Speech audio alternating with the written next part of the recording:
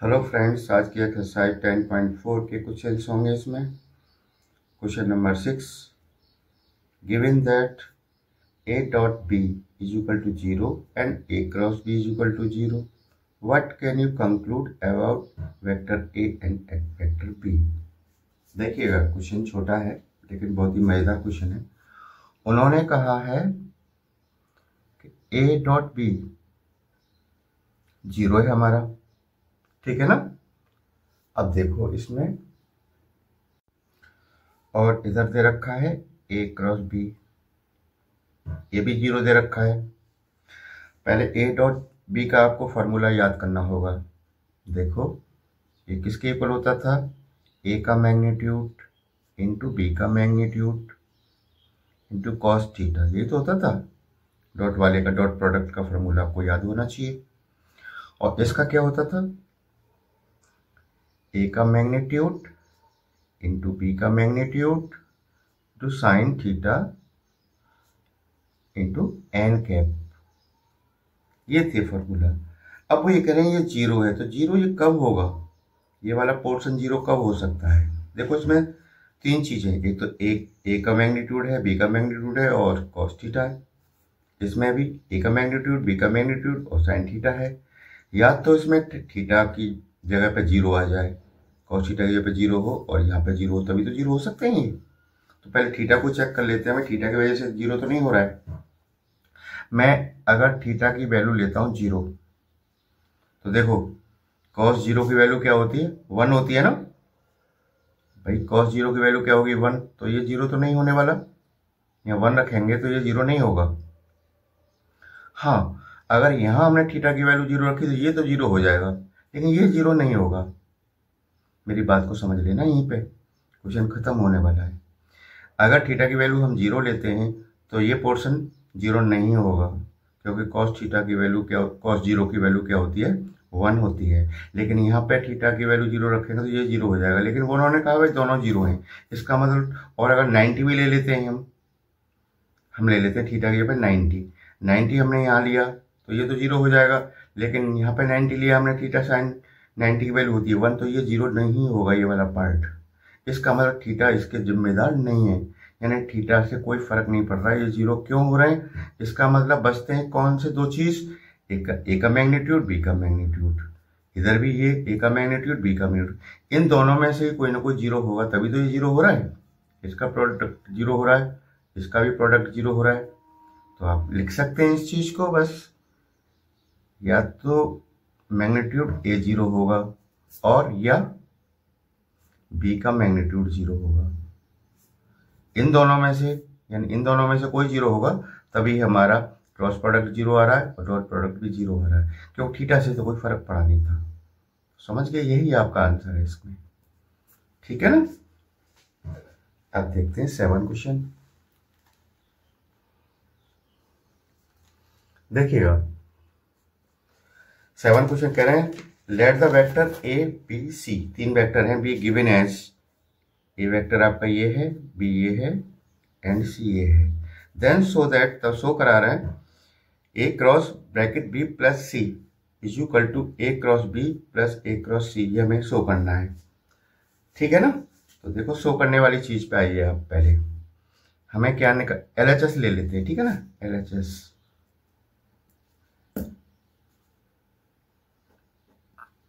LHS है हमारी ए cross B plus सी। तो देखो, ए हमारा कहाँ है? ये रहा। बी प्लस सी, तो पहले ए को लिख लो, A1 आई कैप, A2 जे कैप और A3 के कैप, ठीक। यहाँ क्रॉस लगा लो। बी प्लस सी, और बी प्लस सी को पहले प्लस कर लो ना, आई वाले को आई वाले के साथ जोड़ लो, जे का जे वाले के साथ कोफिशिएंट को, तो इसे हम प्लस कर लेंगे। तो ये हो जाएगा आपका बड़ा वाला ब्रैकेट ले लो, क्योंकि इन्हें हम प्लस करेंगे, B1 प्लस C1 आई कैप। दोनों को प्लस कर दिया मैंने, क्योंकि बी प्लस सी निकाल रहा हूं मैं, plus B2 plus C2, B2 plus C2 J cap B3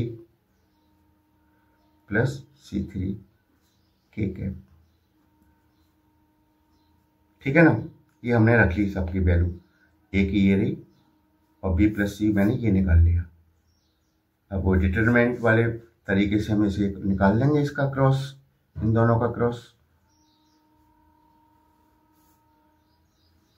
देखो यहाँ पे I, J एंड K, सही है ना। पहले वाले के A1 है, इसका A2 है, इसका A3 है। इसके लिख लो यहाँ पे B1 plus C1, B2 plus C2 और यहाँ पे आ जाएगा B3 प्लस C3। ठीक है ना, ऐसे तो करते थे हम। तो अब इसको आगे सॉल्व मत करो, इसको यहीं रखो, ये हमारी LHS हो गई, इसे यहीं पे रखो भी थोड़ी देर के लिए। ठीक है ना, अब करते हैं हम RHS की बात। तो देखो RHS है हमारी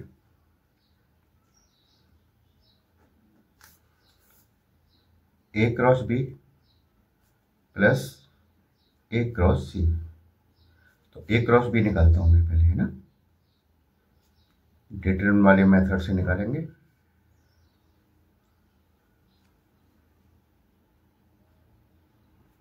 I, J एंड K। ठीक है, A हमारा कहाँ, ये रहा, इसका है A1 और A2 और A3।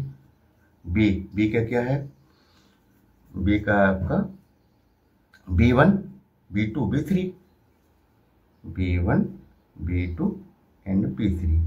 ये आपका A क्रॉस B हो गया, प्लस A क्रॉस C, ऐसे इसको निकाल दो, I, J, K। A क्या था, A1, A2, A3 और C का क्या है आपका C1, C2 और C3। ये आपका A क्रॉस B हो गया और ये आपका A क्रॉस C हो गया। अब इन दोनों को क्या कर रहे हैं, प्लस कर रहे हैं ना। तो देखो डिटरमिनेंट में आपने शायद पढ़ा होगा, अभी नहीं किया है आपने डिटरमिनेंट वाला टॉपिक। उसकी एक प्रॉपर्टी होती है, जब दो डिटरमिनेंट को प्लस करते हैं ना, देखो ध्यान देना यहाँ पे है आपको, यहाँ पे वही प्रॉपर्टी काम आएगी।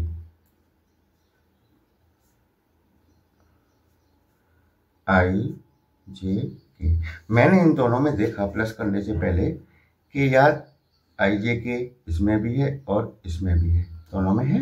अब प्लस कैसे करते हैं, मैं वो तरीका बता रहा हूँ आपको। ये दोनों सेम है, देखो ये वाली रो और ये वाली रो सेम है, ये अलग अलग है। ये अलग अलग क्या हो, तो इनमें से तो हम एक एक ले लेंगे, इन दोनों को क्या कर देते हैं, प्लस कर देते हैं। ये प्रॉपर्टी है इसकी। तो देखो ये तो ऐसे ही आ जाएगा आपका A1, A2 और A3, इनको प्लस कर दो तो यहाँ B1 प्लस C1 हो जाएगा ना, B1 plus C1, B2 plus C2, B2 plus C2 and B3 plus C3। जगह नहीं है, B3 प्लस C3। ये आपकी RHS आ गई। अब LHS और RHS को देखो ध्यान से, बिल्कुल सेम है कि नहीं है। देखो इसका मतलब हमने शो कर दिया, LHS is equal to RHS हम लिख सकते हैं, LHS is equal to RHS।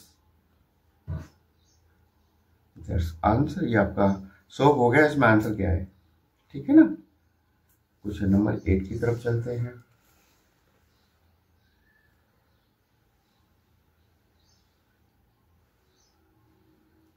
देखिएगा क्वेश्चन नंबर 8 कहता है इफ आइदर ए वेक्टर 0 के इक्वल है और बी वेक्टर भी 0 है, देन वो कह रहे हैं A cross B is equal to 0 is the converse true.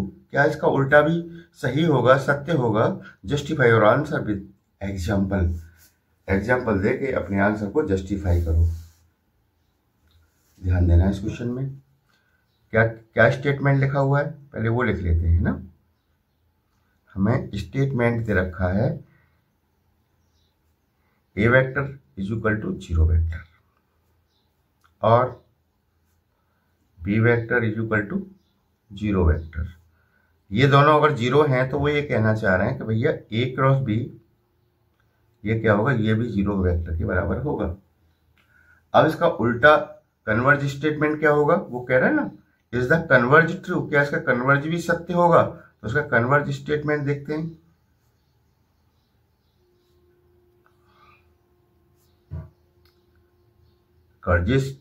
Converge statement क्या है? यदि ये उल्टा कर दें इसका, ए क्रॉस बी अगर जीरो है, ए क्रॉस बी अगर जीरो है तो क्या हमारे ये जीरो होंगे? A vector is equal to zero and B vector is equal to zero. ठीक है, उन्होंने पहला स्टेटमेंट ये दिया था ए वेक्टर जीरो है, बी वेक्टर जीरो है, तो ए क्रॉस बी भी जीरो होगा।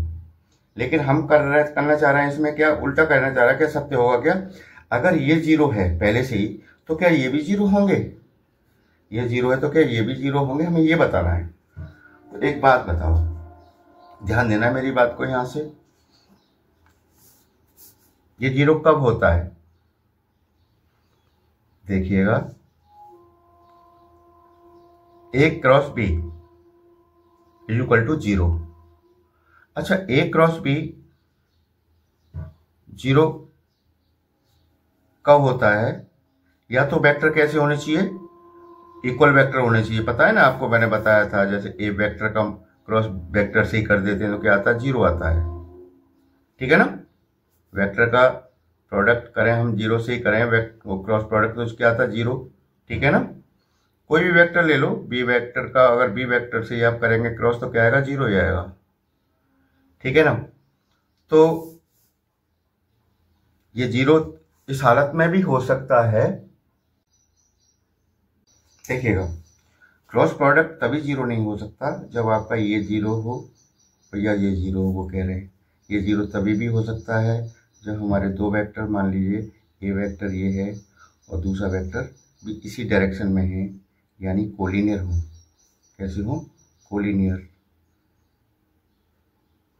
तभी भी क्या होगा? इनका क्रॉस प्रोडक्ट क्या होगा? जीरो होगा। एग्जाम्पल ले लेते हैं, एग्जाम्पल से क्लियर हो जाएगा। देखिएगा, लेट कर लेते हैं।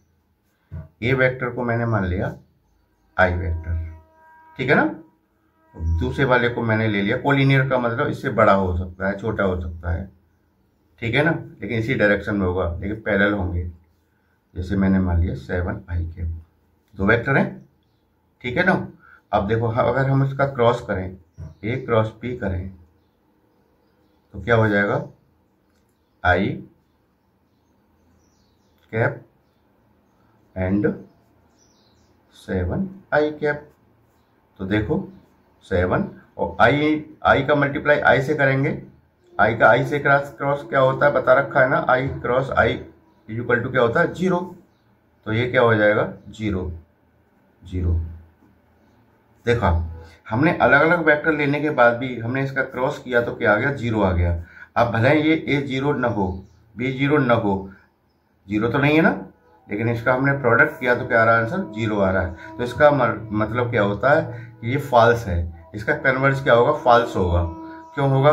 उन्होंने कहा है अगर ए जीरो है, बी जीरो है, तो इनका क्रॉस प्रोडक्ट तो जीरो हो गया। जैसे ये इसका उल्टा करें हम कि अगर ये जीरो है तो क्या ये भी जीरो होंगे? नहीं, ये जीरो नहीं है। देखो जीरो तो नहीं है ना, लेकिन फिर भी इनका प्रोडक्ट क्या आ रहा है? जीरो आ रहा है। इसका मतलब फॉल्स है। एग्जाम्पल भी हमने दे दिया, ठीक है ना। आज के लिए इतना ही काफी है। Thank you.